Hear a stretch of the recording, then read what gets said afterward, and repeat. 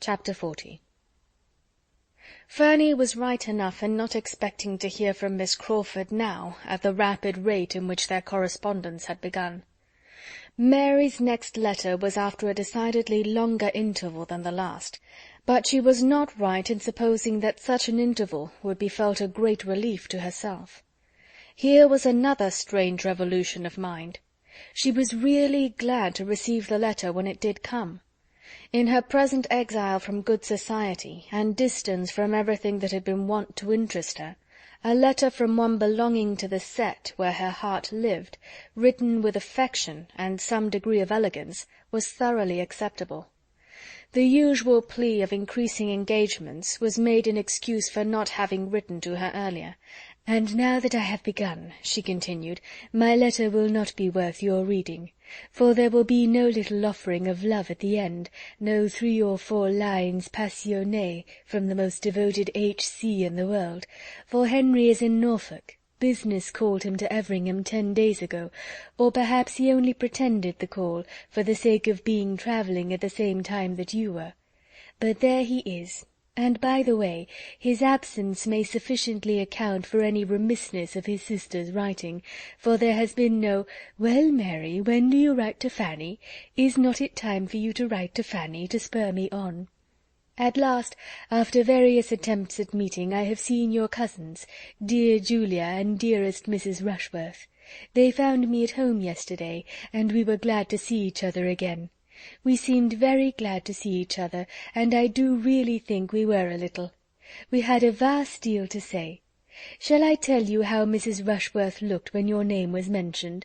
I did not used to think her wanting in self-possession, but she had not quite enough for the demands of yesterday. Upon the whole, Julia was in the best looks of the two, at least after you were spoken of. There was no recovering the complexion from the moment that I spoke of Fanny, and spoke of her as a sister should. But Mrs. Rushworth's day of good looks will come. We have cards for her first party on the 28th. Then she will be in beauty, for she will open one of the best houses in Wimpole Street. I was in it 2 years ago, when I was at Lady Lascelles, and prefer it to almost any I know in London, and certainly she will then feel, to use a vulgar phrase, that she has got her pennyworth for her penny. Henry could not have afforded her such a house. I hope she will recollect it and be satisfied, as well she may, with moving the queen of a palace, though the king may appear best in the background, and as I have no desire to tease her, I shall never force your name upon her again. She will grow sober by degrees. From all that I hear and guess, Baron Wildenhaim's attentions to Julia continue, but I do not know that he has any serious encouragement. She ought to do better. A poor honourable is no catch, and I cannot imagine any liking in the case, for take away his rants, and the poor Baron has nothing. What a difference a vowel makes! If his rents were but equal to his rants! Your cousin Edmund moves slowly, detained perchance by parish duties. There may be some old woman at Thornton Lacey to be converted. I am unwilling to fancy myself neglected for a young one. Adieu, my dear sweet Fanny. This is a long letter from London. Write me a pretty one in reply to gladden Henry's eyes when he comes back, and send me an account of all the dashing young captains whom you disdain for his sake." There was great food for meditation in this letter, and chiefly for unpleasant meditation. And yet, with all the uneasiness it supplied, it connected her with the absent. It told her of people and things about whom she had never felt so much curiosity as now, and she would have been glad to have been sure of such a letter every week. Her correspondence with her Aunt Bertram was her only concern of higher interest. As for any society in Portsmouth that could at all make amends for deficiencies at home, there were none within the circle of her father's and mother's acquaintance to afford her the smallest satisfaction.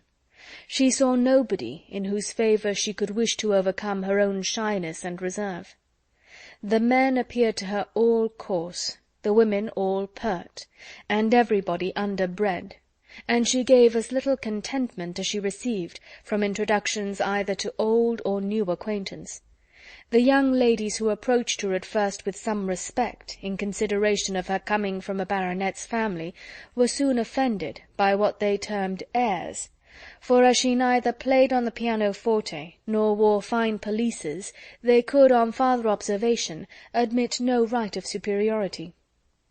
The first solid consolation which Fanny received for the evils of home, the first which her judgment could entirely approve, and which gave any promise of durability, was in a better knowledge of Susan, and a hope of being of service to her. Susan had always behaved so pleasantly to herself, but the determined character of her general manners had astonished and alarmed her, and it was at least a fortnight before she began to understand a disposition so totally different from her own. Susan saw much that was wrong at home, and wanted to set it right. That a girl of 14, acting only on her own unassisted reason, should err in the method of reform, was not wonderful, and Fanny soon became more disposed to admire the natural light of the mind which could so early distinguish justly, than to censure severely the faults of conduct to which it led. Susan was only acting on the same truths, and pursuing the same system, which her own judgment acknowledged, but which her more supine and yielding temper would have shrunk from asserting. Susan tried to be useful, where she could only have gone away and cried, and that Susan was useful she could perceive, that things, bad as they were, would have been worse but for such interposition, and that both her mother and Betsy were restrained from some excesses of very offensive indulgence and vulgarity. In every argument with her mother, Susan had in point of reason the advantage, and never was there any maternal tenderness to buy her off. The blind fondness which was forever producing evil around her, she had never known. There was no gratitude for affection, past or present, to make her better bear with its excesses to the others. All this became gradually evident, and gradually placed Susan before her sister as an object of mingled compassion and respect. That her manner was wrong, however, at times very wrong, her measures often ill-chosen and ill-timed, and her looks and language very often indefensible, Fanny could not cease to feel, but she began to hope that they might be rectified. Susan, she found, looked up to her, and wished for her good opinion, and knew as anything like an office of authority was to Fanny, knew as it was to imagine herself capable of guiding or informing anyone, she did resolve to give occasional hints to Susan, and endeavour to exercise for her advantage the juster notions of what was due to everybody, and what would be wisest for herself, which her own more favoured education had fixed in her. Her influence, or at least the consciousness and use of it, originated in an act of kindness by Susan, which, after many hesitations of delicacy, she at last worked herself up to. It had very early occurred to her that a small sum of money might perhaps restore peace forever on the sore subject of the silver knife, canvassed as it now was continually, and the riches which she was in possession of herself, her uncle having given her £10 at parting, made her as able as she was willing to be generous. But she was so wholly unused to confer favours except on the very poor, so unpractised in removing evils or bestowing kindnesses among her equals, and so fearful of appearing to elevate herself as a great lady at home, that it took some time to determine that it would not be unbecoming in her to make such a present. It was made, however, at last. A silver knife was bought for Betsy, and accepted with great delight, its newness giving it every advantage over the other that could be desired. Susan was established in the full possession of her own, Betsy handsomely declaring that now she had got one so much prettier herself, she should never want that again, and no reproach seemed conveyed to the equally satisfied mother, which Fanny had almost feared to be impossible.